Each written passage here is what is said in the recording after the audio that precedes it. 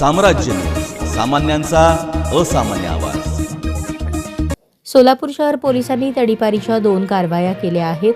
अनेक गुन्हे दाखल असलेल्या 2 युवकांना सोलापूर आणि धाराशिव जिल्ह्यातून तडीपार केले आहे।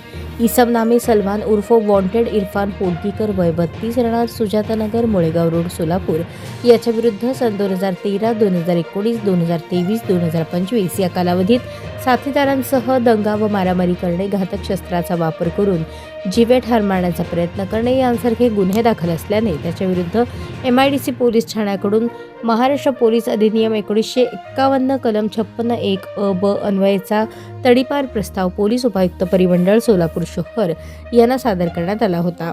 तसेच इसम नामे अनिल उर्फ काल्या राजू चौगुले वय 30 राहणार मड्डी वस्ती सोलापूर याच्या विरुद्ध 2018 व 2024 या कालावधीत चोरी करणे यांसारखे गुन्हे दाखल असल्याने त्याच्याविरुद्ध सदर बाजार पोलीस ठाण्याकडून महाराष्ट्र पोलीस अधिनियम 1951 कलम 56(1) अ ब अन्वयेचा तडीपार प्रस्ताव पोलीस उपायुक्त परिमंडळ सोलापूर शहर यांना सादर करण्यात आला होता।